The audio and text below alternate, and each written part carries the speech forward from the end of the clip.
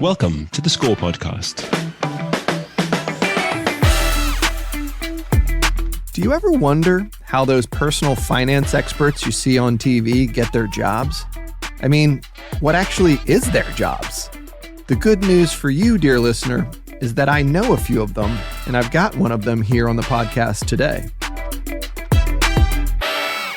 I'm Jeff Richardson, and welcome to another episode of the Score Podcast.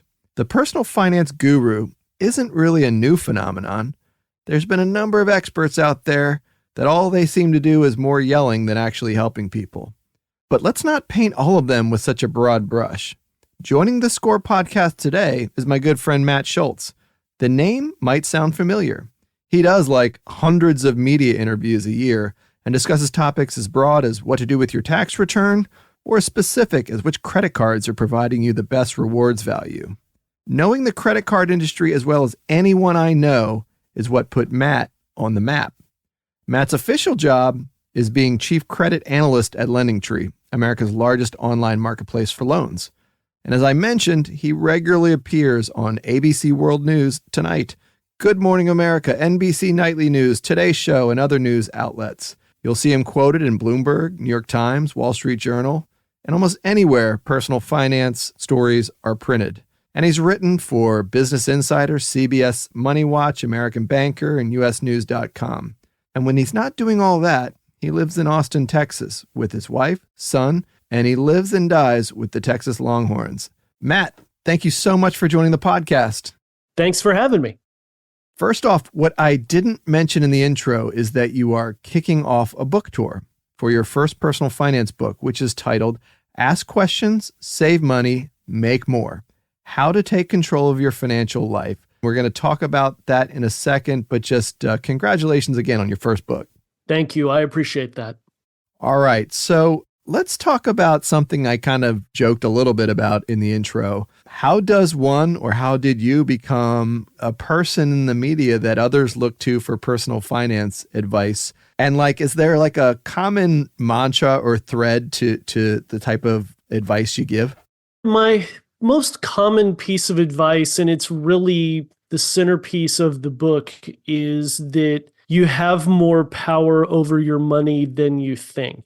The main thing that spurred the creation of the book was a piece of data that I've mentioned in hundreds of interviews over the years at LendingTree and at other places, where we say that about 3 in 4 people who ask for a lower interest rate on their credit card get one, but too few people ever ask. And I can't tell you how many times I've done interviews where people have just been shocked by that. And it's something that has been the case for years, through good times, bad times, pre-pandemic, during the pandemic, post-pandemic. And it's a perfect example of something that you see in lots of personal finance stuff, including things like credit reports and credit scoring, but all the way down through talking to your significant other about money, or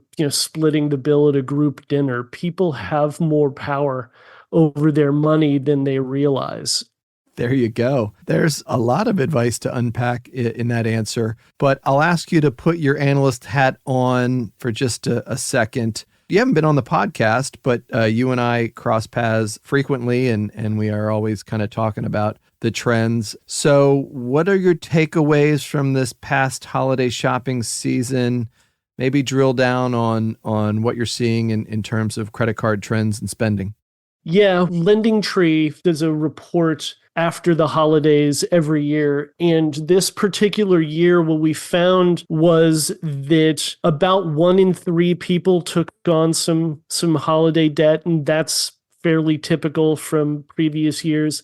But we actually saw that the amount of debt that people were taking on average was actually a little lower than it had been in previous years. And we were a little bit surprised by that, just because of inflation and some financial headwinds and all those sorts of things. But what I kind of took it as is it's a sign that people kind of pulled back a little bit and were a little more cautious over the holidays, because as much as credit card debt can be a sign of struggle, and it certainly can be, it can also be a sign of confidence, because if you're feeling good about your job, if you're feeling generally good about your money situation, taking on a couple of extra $100 of credit card debt over the holidays isn't going to be the end of the world. But if things are a little dicey and you're a little bit unsure as to if you're going to have your job in 6 months, you may pull things back a little bit. And I think that what we saw might have been a sign that people were feeling a little less comfortable about things. I'm so glad you raised that, because we sort of saw the same thing. The headlines read, consumers shop big this holiday season. And yeah, the retail numbers were up, but how much of that was just paying more for less? I mean, goods were much more expensive this year than they were a year ago. So those kind of annual comparisons might be hiding a little bit than the headline might suggest. Relatedly, though, BNPL was a big story over the holidays. How are you seeing credit card issuers preparing to compete, and kind of what's your take on the increased use in BNPL? Well, BNPL is an absolute phenomenon, and it's been really interesting to watch over the years. And I only think that it is going to become more popular, especially once the credit scoring industry figures out exactly what it's going to look like when it's integrated into credit scoring tools. Because once somebody can use buy now, pay later to build their credit, it's just going to go even more crazy popular than it is, I think. And it's clear that credit card issuers have noticed it too. Most of the big issuers now have installment plan, buy now, pay later type offerings within their credit cards. And that's clearly something that they value. But long story short, I think that buy now, pay later is something that is absolutely here to stay. And with credit card debt at $1 trillion, it's interesting to think where that debt number would be if not for buy now, pay later. Yep, I agree. So let's get to the book. We talked a little bit about it, but share kind of what your message is and your purpose for writing it. I've got a follow-up question that kind of digs into maybe some of the structure, but also kind of speak to like what somebody can expect to get if they dig into it over a beach vacation. Yeah, well, again, the idea is to help people realize that they have more control over their money than they think they do. And the basic idea is that the book is meant to empower people to pay less, earn more, and keep more of their hard-earned money by asking the right questions in a bunch of everyday situations. I think there's a total of 45 in there. And some of the most interesting ones are really, really impactful stuff, like negotiating medical bills and talking to your elderly parents about money. Then some others are, $30 saved on a credit card late fee, or knocking a few dollars off your cable bill. But all of this stuff is significant, especially when you are on a tight budget and when you're living paycheck to paycheck. These things matter. I also talk in the book about how to prepare yourself to make these asks, because the truth is that a lot of times people don't ask because it's intimidating and scary, and nobody wants to call a credit bureau or call a mega bank or call, whoever else to negotiate for these things, because it's not easy. But that's something that's a key part of the book as well.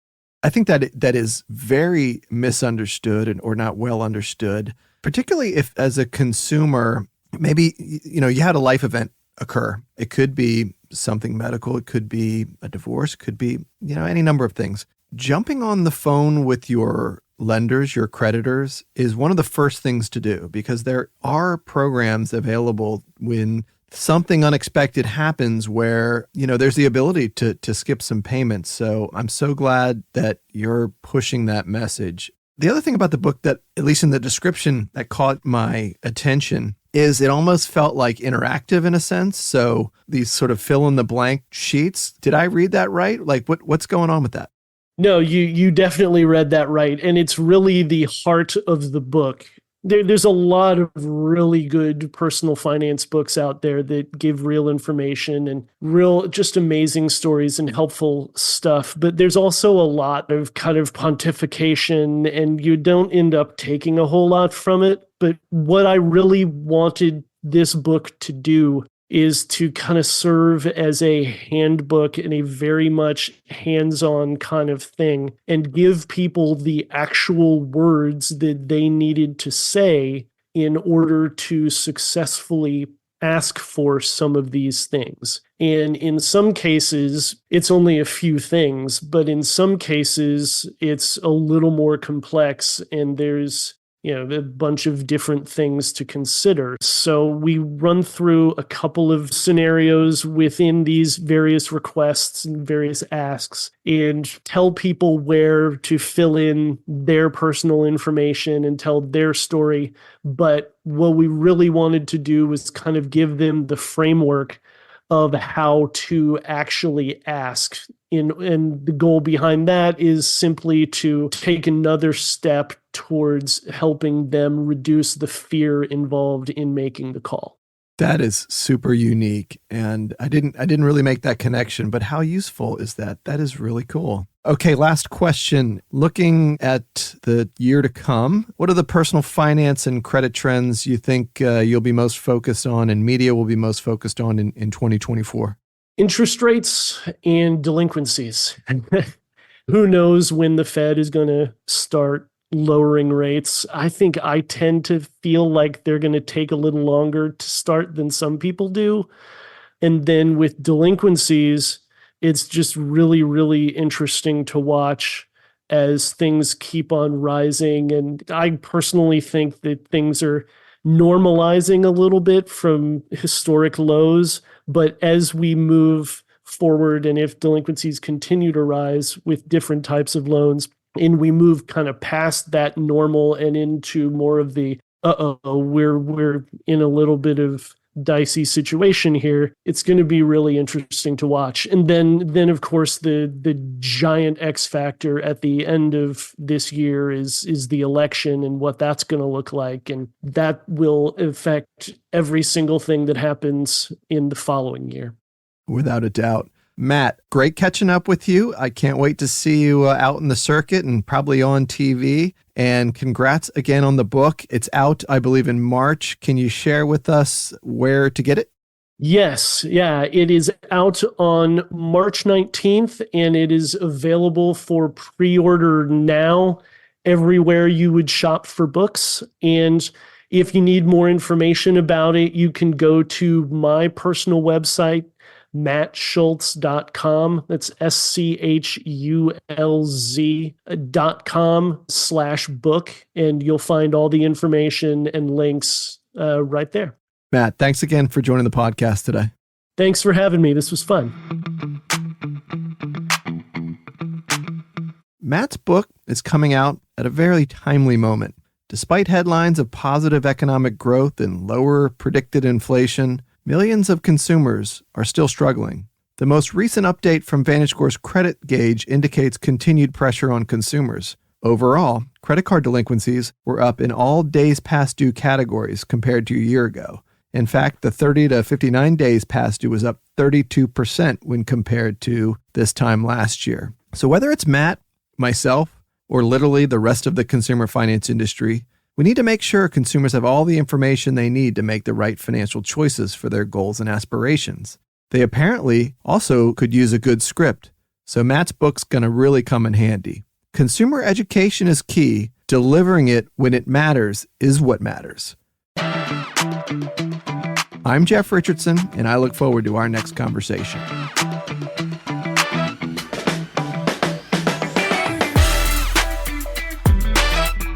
The views and opinions expressed in this episode do not necessarily reflect the official policy or position of VantageScore Solutions. Visit VantageScore.com to learn more.